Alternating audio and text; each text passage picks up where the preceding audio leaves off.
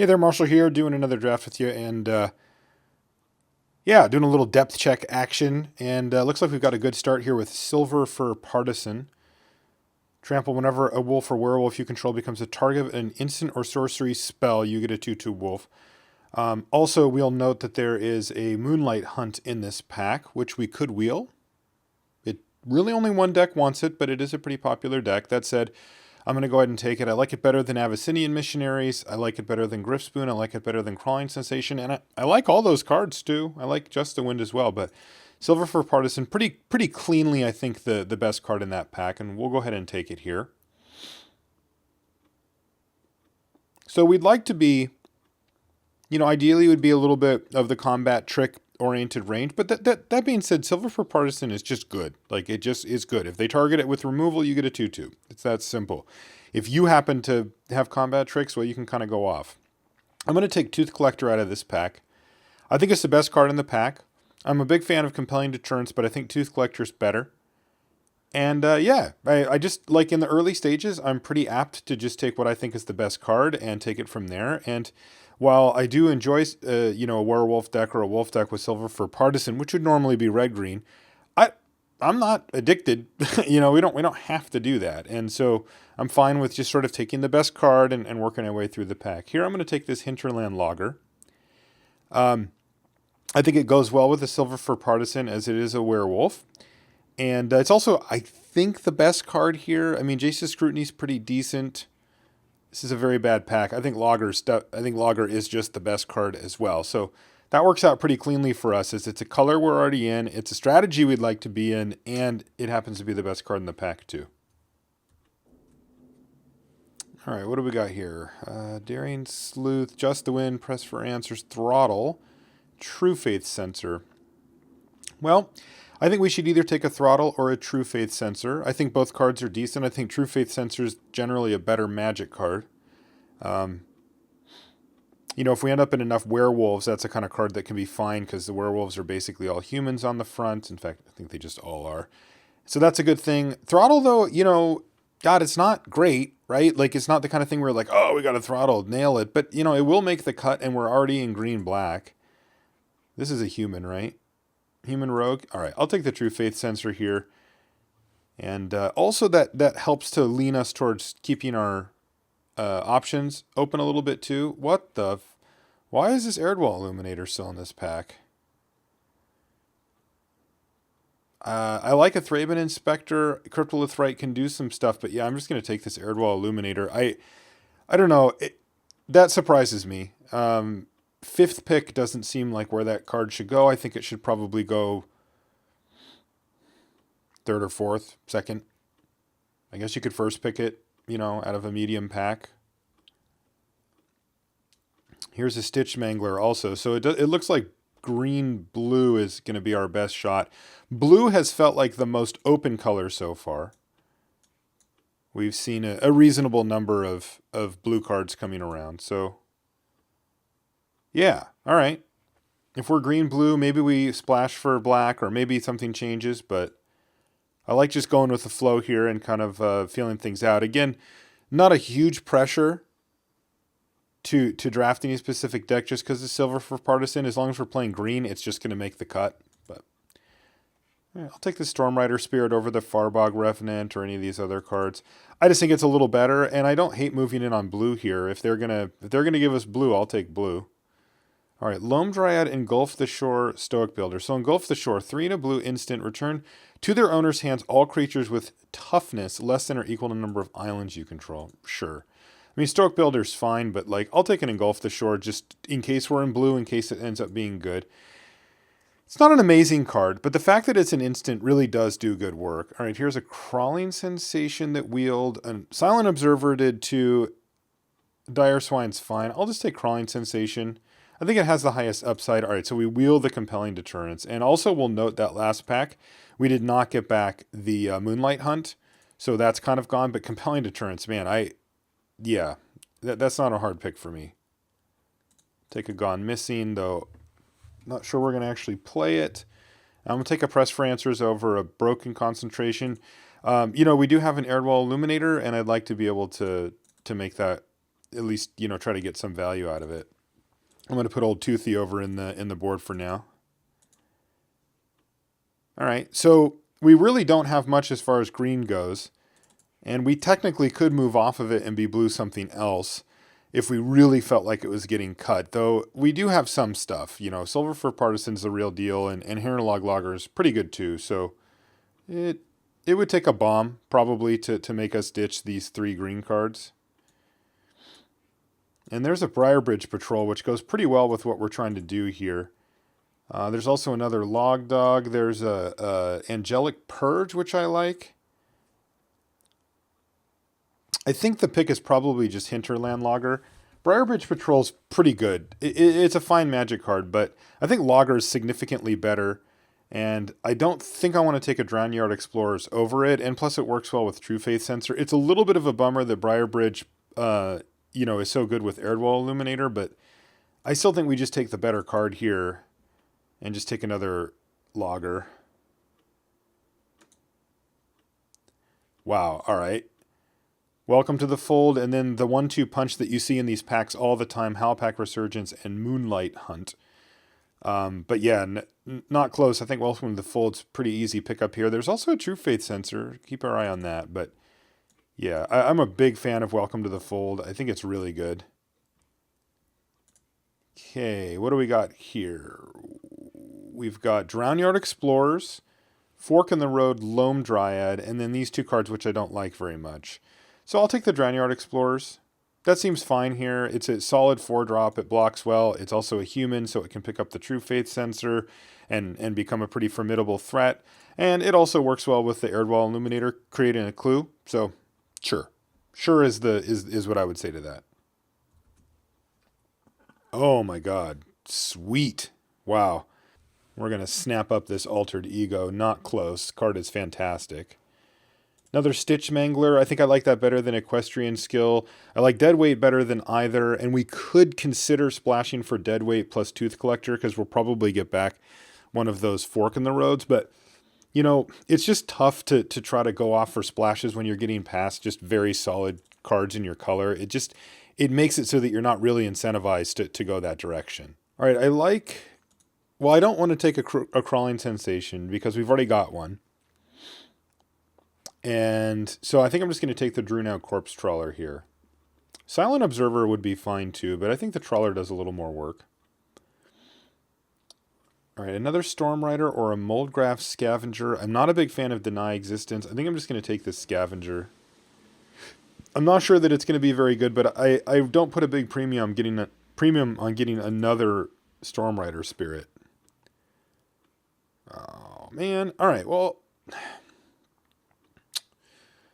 think I'm just going to take the Just the Wind. Look, the Confront the Unknown is tempting here. It works well with like the Silver for Partisan, the Airdwall Illuminator. It's also just a good card, like it's just solid. But I do think that Just the Wind is at a complete premium in decks like this because this is one of your few really good ways to interact with your opponent's creatures. And I do put that higher than even a synergy card like Confront the Unknown, so I'm just going to take it. All right, there's that Fork in the Road, so we'll snap that off. Now this gives us the ability to potentially splash for black, which is something we'll, keep in mind. Just going to cack this thing. Don't think we want it though. Loam Dryad, you might make the cut. Maybe we want Wicker Witch? No, I'd rather just take a flyer on a Loam Dryad. That card doesn't usually make the cut for me, but it could. It totally could. All right, I'm going to snap up this Might Be on Reason. I'm going to put it in the board for now. But I'm not going to completely, take it out of the running, just because, like, it does work well with Silver Fur, and it is kind of just a decent card on its own. Make something very, very big. Oh, man. Wow, okay, so now we open Sigarda and another Airdwall Illuminator. God dang, Sigarda is so good. Yeah, I'm going to take Sigarda. I do think it's just better enough. I mean, this card is just a game-ending super bomb. And when we've already got a Loam Dryad and a Fork in the Road, I feel like, yeah, we should probably take the, we've set ourselves up to be able to splash a card like Sigarda. And even though Airdwall Illuminator is fantastic, this is just a straight-up game winner. I mean, it is. It ends games. Ooh, Confirm Suspicions. This is one of my pet cards for the format. 5 mana counterspell is not something I'm normally in love with, but when it spews out 3 tokens or sometimes 6, or does this only get you for the first time? No, so sometimes 4. That's pretty amazing. Like, it really is. Like, it is a 3-for-1. Like, that is not deniable when you get to the late part of the game if you're, in a reasonable board state. So, yeah, I'll take it. Okay. So deadweight. Guess we're just taking this Niblis of Dusk. None of these cards are very good for us, unfortunately. We would have loved to see, like, instead of a deadweight, like, turn that into a white removal spell of some sort, and I think we'd be in pretty good business, but no such luck. Okay, Wildfield Scarecrow or Compelling Deterrence. This is, I think, fairly close, but I am going to go for the Scarecrow. Yeah, I'm going to go for the Scarecrow. It just helps set us up for Sigarda better, and it's also just a good card. I'm a big Compelling Deterrence fan. Well, hey, look, it looks like you get one anyway. Yeah, I'll take it. And we've got 2 Stitch Manglers, and we might wheel another one. I wouldn't plan on it, but, it's possible, and that does make that pretty good. I think this is a good Jace's Scrutiny deck as well. We're really planning on blocking. I actually don't like Jace's Scrutiny when you're trying to attack nearly as much, but when you are planning on sitting back and trying to block, Jace's Scrutiny is very good. Like, it goes a really long way. And once again, we get the clue thing with Airball Illuminator, etc., so... Kind of interesting. The Hinterland Loggers are really funny because they're going to apply a lot of pressure early, even though we're secretly looking to go into the late game, and we did it. Ongoing investigation. Oh my god.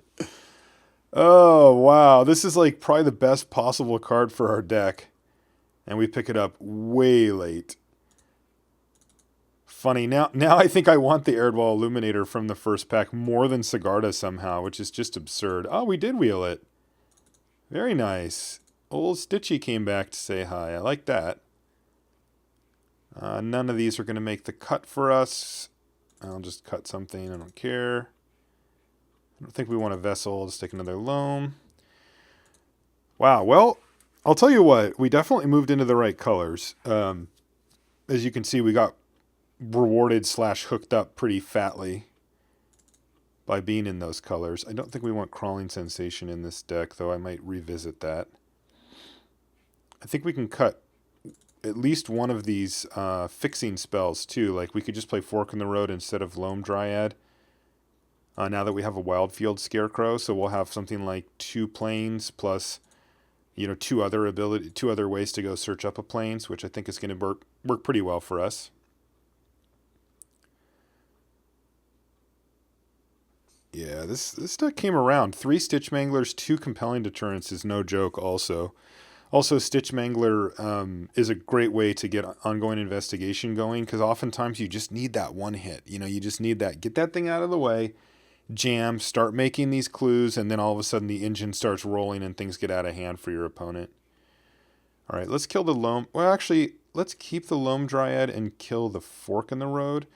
Because the Loam Dryad is another thing that actually works well with ongoing investigation as well. Like, you can just go turn 1 Loam Dryad, turn 2 that, and that can actually work. Okay, so let's take a look at what we've got here. So I think we can kill Gone Missing. We've got plenty of stuff there. Engulf the Shore is really interesting. Do I actually want to run that?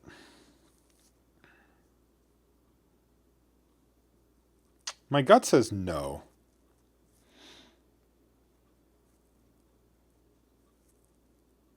Yeah, I think we're going to cut Engulf.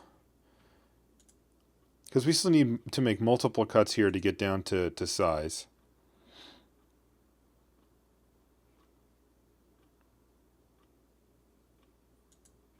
I think I'm going to kill a Press for Answers. I like the 2 Scrutinies here quite a bit, and I love the 2 Compelling Deterrence and the Just the Wind a lot. So, and we have to cut something, and all these tempo plays are kind of lost in this deck. I think I'm going to cut Mulgraf Scavenger. We don't have, great ways to get that guy into battle mode, so I'm pretty comfortable cutting that. And then we just need to cut one more card here. I really like this deck. The Niblis of Dusk is a card I'm not in love with here, but I think is worth keeping given what we've got. Could cut one of these tempo plays. I still think I like True Faith. Let's see. We've got human, not human. Manglers aren't. That's not. That is. We're not really abusing a True Faith sensor. I could definitely see cutting it here. It's good on Logger, but really, that's about it. Otherwise, it's fine. I mean, look, it's not that it's bad, right? +1/+1 and Vigilance is definitely worth it. But I think I like these tempo plays a little better than the slower equipment. All right, so let's run this. Let's just go through our sideboard really quickly to make sure there's nothing that we don't absolutely want. Yeah, this looks fine. I think this is our build. We need green early, so we'll hedge towards green. I think we will run 2 white sources. Let me look. That would give me 4. I guess I could get away with just 1 Plains. That gives me the Wildfield Scarecrow, the Loam Dryad, and the Plains itself. That's actually reasonable.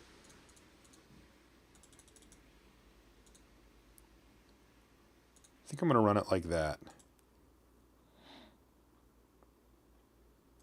Oops. There, now you can see it. So I think I'm going to run it like that. Yeah, it is funny. After how the next pack worked out, I think I would rather just have the Illuminator versus the Sigarda. I think at the time the pick was Sigarda just because the power level is so much higher. And look, we might just end up winning games with Sigarda, but I think just cutting the whole splash thing and just having 2/2-drop Illuminators after picking up this ongoing investigation is kind of insane. Okay, well, there's the deck. Let's see what it does.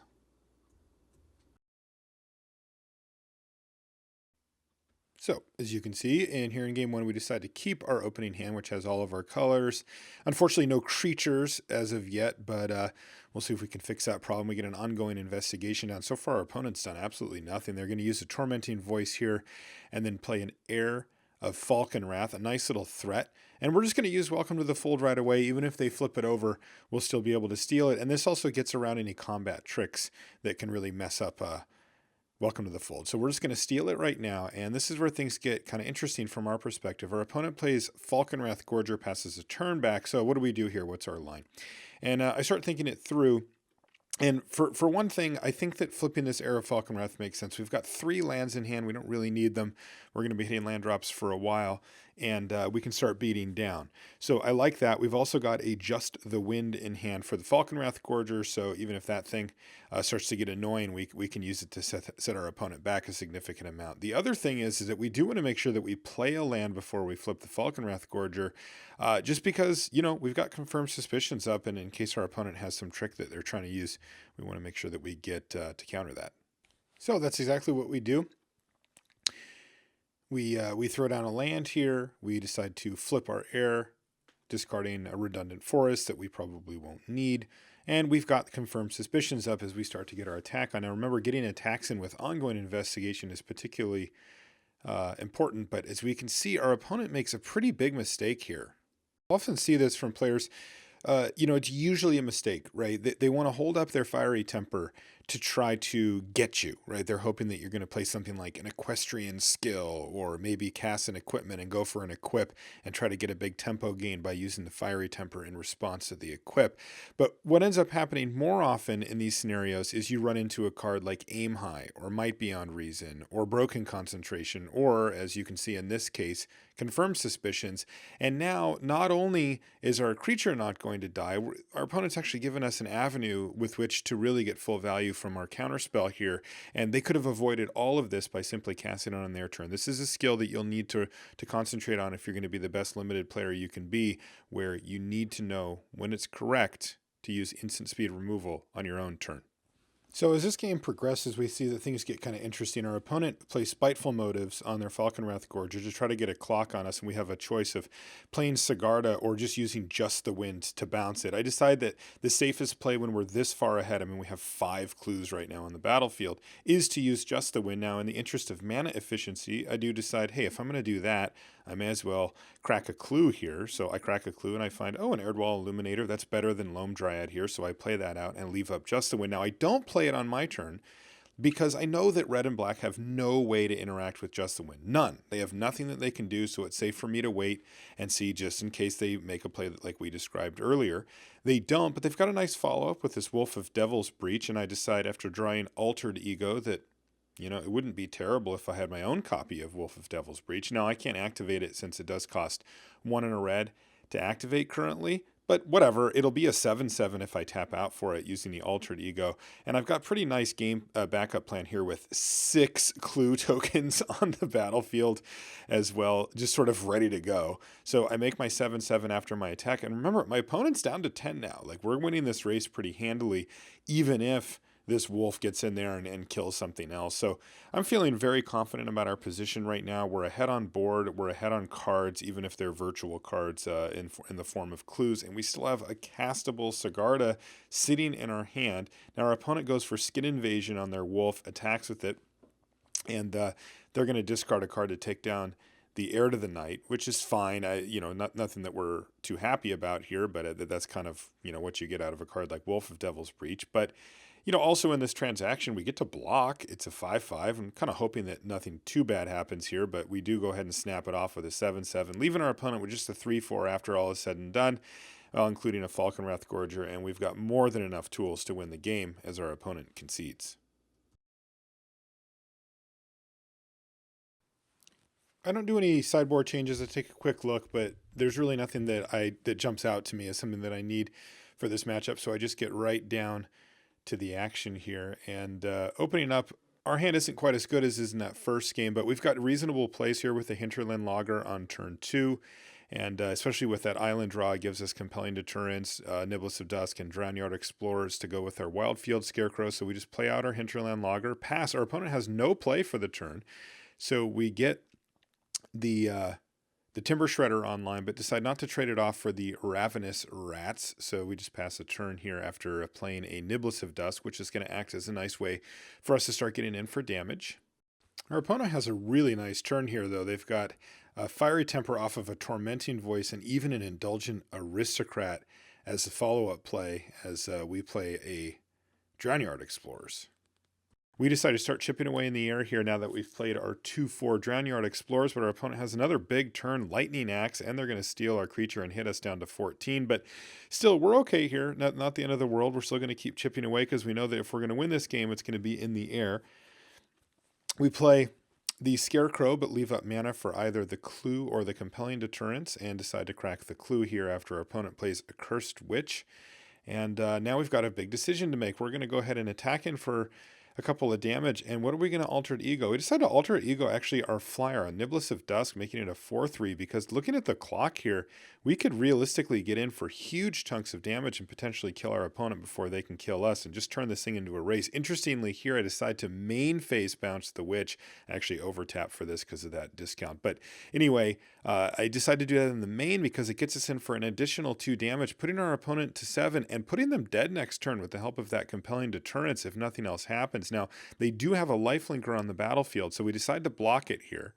Our opponent forces the issue by sacrificing the creature in order to make their Aristocrat live, but we sacrifice our Scarecrow in response, which means that they don't gain life. Now, they do have a dead weight, which is going to increase our clock by a full turn here after they play Cursed Witch, especially as we're flooding out a little bit here. But yeah, we decide just to rumble in here, attack for 4. This sets us up for the potential victory, assuming our opponent doesn't gain more than 1 life here. We're going to wait until the very last second after blocks have been declared to see what our opponent does about their lifelinker, though we do want to bounce it here. They decide to go ahead and go for maximum life gain by sacrificing the Witch, but we do bounce it to their hand. And while they do gain a life on our turn, thanks to their Accursed Witch turning into that curse there, it only puts them up to 4. And with us having a 4-power flyer, we win the match. In match 2, game number 1, we start things off with a pretty nice little hand here with Hinterland Logger, an Airdwall Illuminator, a Stitch Mangler, and a Jace's Scrutiny. Our opponent starts things off with red once again here in round 2, and we see that this Insolent Neonate's going to get in for some damage, but we do have a Hinterland Logger kind of at the ready here, and we're going to decide, you know what, let's develop out our board. We're going to play Stitch Mangler, tap down, get in for a couple of damage, and ship the turn back to our opponent, who's really just got the 1/1 menace, though he doesn't manage to find and Olivia's Bloodsworn and start attacking with it, thanks to giving itself haste. We've got a nice answer for that, though, with Erdwall Illuminator. It makes attacking with the Olivia's Bloodsworn very difficult, and since it can't block, kind of nullifies it. We're also able to leave up Jace's Scrutiny here in case our opponent has a combat trick of some sort and wants to engage. As it turns out, they don't. They're just going to attack with the menaced Insolent Neonate and pass the turn back after playing a Wicker Witch. We draw our Sigarda, but with 2 Jace's Scrutiny in hand, we're in pretty good shape, though no attacks here make any sense, so we're just going to pass a turn back, flip our Timber Shredder, and brace for impact here, see what our opponent comes up with. Looks like it's just the Wicker Witch that they attack with. We're going to use the Jace's Scrutiny not only to generate 2 clues here, but also to kill the Wicker Witch. So we shrink it down, throw a blocker on it, and it dies. That's a 2-for-1 with an additional clue out of it, really making that Jace's Scrutiny a supremely powerful play. We draw a Stitch Mangler to tap down the best blocker on the ground and get us in for a big hit here. That was 6 damage that crunched into the red zone, and we still got a Jace's Scrutiny available. And since our opponent only played another Olivia's Bloodsworn, our Erdwall Illuminator is just doing overtime here, holding back both of those cards. And we've even got that Jace's Scrutiny or a clue at the ready. Our opponent does find, though, a Sinister Concoction, which at least gives them some amount of flexibility here when it comes to taking out one of our threats or one of our blockers. They decide just to pass the turn back. We crack the clue, and on our draw step, we find a Welcome to the Fold. Now, our opponent did play 2 spells, so our Hinterland Logger's back in action here, but with only 1 blocker, we're going to use Jace's Scrutiny to go ahead and force the issue. Our opponent decides that they're just going to take out the Hinterland Logger here and preserve their Insolent Neonate, but this does leave them at just 3 life. We use the rest of our mana on a Wildfield Scarecrow, and that Erdwall Illuminator is real MVP here, just holding back the 2/1 flyers, and since they can't block, turning them into a true liability here. Now, we kind of survey the scene, looking for an avenue to just win outright. Instead, we decide to just attack with all 3. This puts our opponent in a very awkward position of chump blocking, still taking a damage in the transaction. Our opponent is going to play a Stensia Masquerade, which looks pretty laughably bad here, as our opponent is just in no position to attack, sitting at just 2 life. And after surveying the scene, they decide to scoop it up. So for game number 2, I decide to bring in Engulf the Shores, and I take out Adjust the Wind. I think that Engulf the Shores could be really good against a bunch of 2/1 flyers and low toughness creatures potentially, so I decided to just go ahead and bring it out. Our opening hand, not too exciting, 5-lander here, but I think it's still worth a keep. I don't really want to ship back a hand that has all my colors and some castable spells, so we just keep it on the draw here. It's a little slow, though. Our opponent gets off to a decent start with Pale Rider of Trostad. We draw a good one with Compelling Deterrence. Decide just to cash in 3 life here to keep Compelling Deterrence in hand so that we can Stitch Mangler this turn, hold off the Pale Rider, and then use Compelling Deterrence to make them discard a card when we do decide to bounce something, since the Mangler is a zombie. Our opponent has one of their signature Olivia's Bloodsworn casts that gives it haste and attacks us. We're already down to 13 here, but Erdwall Illuminator is back to hold down the fort. In the meantime, I decide now to bounce the Pale Rider of Trostad. Our opponent discards a card, replays it, has to discard another card. So now there's 3 cards in the graveyard just because of this stupid Pale Rider in conjunction with our Compelling Deterrent. So I'm pretty happy about that, at least for our long-term game plans. Our opponent's already down to 1 card. We're starting to run out of action here, and I decide to pass the turn back with Storm Rider Spirit. And here is a critical point in the game. I make a big mistake. I decide to use Jace's Scrutiny pre-blocks on the Pale Rider, which means that it's unblockable. I can't actually block it. It's got -1 power now, and I needed to block first and then use it, and I just made an oversight there, and as a result, well, I don't take any damage and I get my card back, so it's not the end of the world, but the Pale Rider's still there, and that's an issue. So going forward, this game's going to take some interesting turns. I play a Storm Rider Spirit here with just 3 lands left in hand. Go for the double block, which works on the 4/4. Unfortunately, the Pale Rider's still getting in there. As we draw another land, I crack the clue and draw another land. Our opponent has played another Olivia's Bloodsworn, but once again, the Erdwall Illuminator, at least theoretically, holding them off.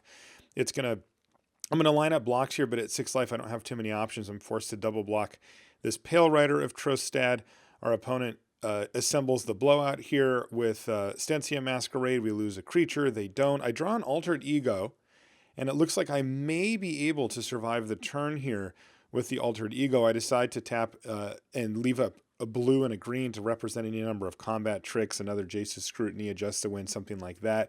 I copy my own Mangler to tap down the flyer, but unfortunately our opponent has a vampire, gives it haste, and we lose the game. And game 3 is upon us. I make no changes out of my sideboard for this game. I feel like we're pretty well set up for the matchup, and we decide to go first, and we keep a nice opener here with Ongoing Investigation and a Stitched Mangler, plus some decent spells to back it up, including one of our better ones in Altered Ego. Turn 2, sure, Ongoing Investigation doesn't affect the board immediately, but it's not bad. Our opponent does affect the board immediately, playing a Pale Rider of Trostab, but we lock it down with a Stitched Mangler before passing the turn back.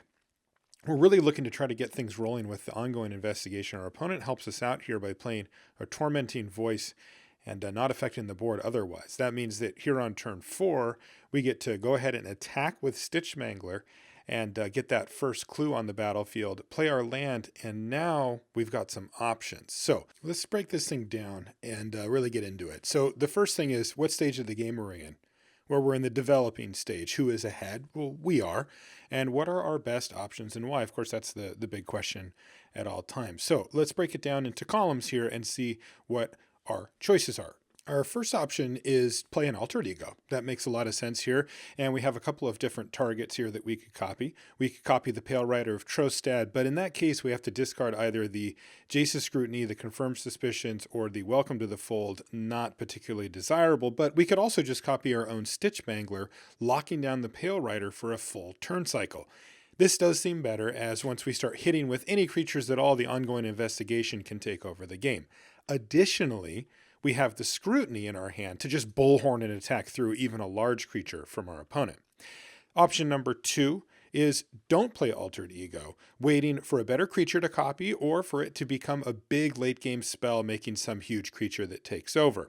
Instead, we would be cracking the clue on the battlefield. This does leave us the option, of course, of either playing Jace's Scrutiny or cracking the clue. And if our Mangler were to die, to say maybe like a Murderous Compulsion or something, we could activate our Ongoing Investigation even. Now, given these two options, we decide to take the first option. Even though we're just playing our Altered Ego as a clone, we get an additional benefit from the Enters a Battlefield trigger from the Stitch Mangler, and we get to build out our board of creatures, putting immense pressure on our opponent with Ongoing Investigation. And the cards that we've seen from our opponent in previous games, you can see them here, there's only a few. The Convicted Killer, the Olivia's Bloodsworn, we don't really care about anyway. The Wicker Witch, the Insolent Neonate, which we kind of don't care about anyway. We could kill or steal those with our Welcome to the Fold next turn anyway, completing a pretty huge blowout. And we pressure our opponent's entire game plan as we make cards like Stensia Masquerade, Olivia's Bloodsworn, and Insolent Neonate look kind of embarrassing. This is also the most efficient use of our mana, though in a situation like this, I would value making the highest value play over a mana efficiency, but still, we'll take it. So let's see how our plan turned out. I do copy the Stitch Mangler, locking it down, giving us the two creatures, and what does our opponent come up with? Well, they come up with a Convicted Killer, which we anticipated before. We go ahead and steal it with Welcome to the Fold and crunch in there, generating our second clue token on the battlefield and putting us fairly significantly ahead. Our opponent has a turn where they don't do much. They just cast Sinister Concoction and pass the turn back. And we're in an interesting spot here. I can crack clues. I can leave up a couple of spells in the form of Confirmed Suspicions and Jace's Scrutiny. I also might be able to flip this killer. So I'm just saying go. Pass a turn back. Our opponent uses a Warped Landscape. It doesn't do anything else. So we do get to turn over their transform into our branded Howler, and the ball is back on our opponent's court, at least being encouraged to use the Sinister Concoction or develop out their board. We've got Confirmed Suspicions available. They decide to play around it by passing the turn, so we get to use up most of our mana and crack two clues here. That means that now, well, we've got a clean attack with our 4/4, so we go ahead and send him in. Unfortunately, he does end up dying to the Sinister Concoction, but that was somewhat predictable. And then we just pass the turn back again. We've got Engulf the Shore available here, and as well as Confirmed Suspicions. We don't want our opponent playing some huge scary bomb here, and we're the ones who are in control of this game. Passing the turn, our opponent does, and that means that we go ahead and fire off the Engulf the Shore. I don't know if this is correct or not, but it's kind of sweet. It puts the Pale Rider of Trostad back in their hand, which means they have to discard another card. It also puts the Altered Ego back in our hand, which means that we get to replay it now for much more extra value, and this turn ends up being pretty good too. We play Hinterland Logger and Drownyard Explorers, and there we go. Once again, the Pale Rider of Trostad forcing a discard from our opponent. In this case, it's Stensia Masquerade, which they cast with Madness, but whatever. We don't care. We got our Stitch Mangler back in hand. We attack with it, and now the clues are flowing. The creatures are riding out here, and things are starting to slip away from our opponent. In game 3, they have an Olivia's Bloodsworn, but like we talked about before, it's just not going to get the job done. We're at 20 life right now.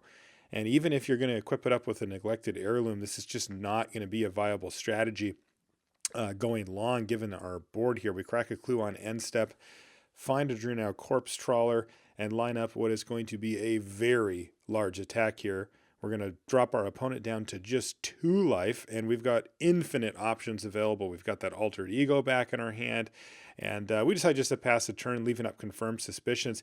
The thinking here is that we're in a dominant board position. All we need to do is defend it. Our opponent only has 1 blocker. We've got 4 creatures, and it works. They concede. Okay, finals time. We start things off with a pretty decent opener here, a Loam Dryad, a Stitch Mangler, a bunch of lands, and a compelling deterrence. But we've got all of our colors and some good potential. We're also on the play. So we go ahead and run out Loam Dryad in the early stages, and our opponent meets us in the 1-drop category here with Thraben Inspector, one of my favorite cards in the set. I think it's fantastic. Much better than I thought it was when I first saw it, I'll tell you that. And they make the clue and go ahead and crack it on their main phase here before passing the turn back to us. I decide, after drawing a Wildfield Scarecrow, I just want to run out the Mangler. I want to start getting some pressure on my opponent, even if it is just 1 damage. I also now have a Stitch Mangler that can start attacking through the Thraben Inspector. Plus, I'm wondering why my opponent cracked in the main phase, and it looks like it's because they're going to start missing land drops here. Here's a Toppelgeist from our opponent, but that's not going to do much to blunt the assault as we rumble in for another 3 damage, dropping them down to 16 and following up with a Drunau Corpse Trawler. We pass the turn back, hoping our opponent doesn't hit that land, and they don't, and they scoop. So yeah, on to game 2. For game 2, we don't make any sideboard changes as we really haven't seen enough of the deck to warrant it. And we take a look at our opener, which looks pretty good. Once again, we've got our Ongoing Investigation. We do need a creature that we can cast a little sooner than turn 5, but bingo, right off the top, we hit Hinterland Logger, perhaps our best draw. And we play it on turn 2 against a Quilled Wolf here. We decide not to block, mainly because we want to use Jace's Scrutiny, but also we just get lucky here, and our opponent doesn't have a play on turn 3. We get to transform, get in there, play a Mangler so that we can attack. Our opponent has a Solitary Hunter. We play Ongoing Investigation and go ahead and bounce it immediately, prompting them to discard a card as well, thanks to our Stitch Mangler, getting in there and getting us a clue, also knocking our opponent down to 10, but they've got a nice turn here where they replay the Solitary Hunter as well as a Thraben Inspector, and I decide just to pass a turn back. This is going to transform both of the werewolves, which can be a scary proposition. I'm just going to go ahead and take the damage from the 5/6 here. And my plan is to play Stormrider Spirit, but our opponent once again has a nice little turn with the Lambholt Pacifist as well. We draw a land for the turn, but with our opponent at 10, we really are looking to try to get in for as much damage as we can, so we attack with both creatures, offering what looks like a trade. Really, we're going for Jace's Scrutiny, though Puncturing Light takes down the Stormrider Spirit, unfortunately, which is kind of a bummer. But our opponent lets us get in there with Timber Shredder, which is really nice because we get another clue token as well. We decide to leave up Just the Wind and Jace's Scrutiny rather than play out the Drownyard Explorers, and it pays off here. We block, prompting our opponent to pump their Quilled Wolf, which they do. We then shrink it down in response and go ahead and send back the Solitary Hunter to hand in a situation where our opponent cannot recast it. Now, we did cast 2 spells, so Hinterland Logger is going to flip back. But remember, our opponent is down to 6 life here. So we're going to send in with our 1 good attack, which is Stitch Mangler, dropping them down to 4, generating us another clue, and playing Drownyard Explorers for, yes, another clue. Now this part gets really interesting. We decide to block because we're forcing our opponent effectively to use their entire turn. And it's also a creature that wouldn't be able to attack profitably anyway. So now, with all these extra clues around, we can start cracking them. We do find a Confirmed Suspicions, attack with Timber Shredder, which trades off for the Lamholt Butcher, but leaves us in a position that actually isn't as bad as it looks on the board. We've got the confirmed suspicions. We've also got the 2 clues. And once again, we make this tempo play where we block and really force our opponent to use their entire mana for the turn, while we leverage the fact that we've got all these clues lying around. Now, we're finally out of clues here, but we steal the Quilled Wolf with Welcome to the Fold and follow up with an Erdwall Illuminator, leaving up Compelling Deterrence, as well as our opponent kind of curves out on us here and plays 8 mana worth of creatures in one turn. But worry not. We've got a lot of things going on our side. With our opponent at 4, we get to attack with Quilled Wolf. It prompts a chump block from our opponent. More clues hitting the battlefield thanks to Illuminator and the ongoing investigation. But once again, we've got all the tricks here. So we decide just to pass the turn. Our opponent attacks for a hefty 7 damage. But we're not going to take very much of it. Only 3, in fact, as we shrink down the wolves and finally find a target for our confirmed suspicions. And with 9 clues on the battlefield, we win the game, the match, and the draft. And that will do it for this episode of Limited Resources Depth Check. Thank you so much for taking the time to hang out. Hopefully you found it useful and learned something.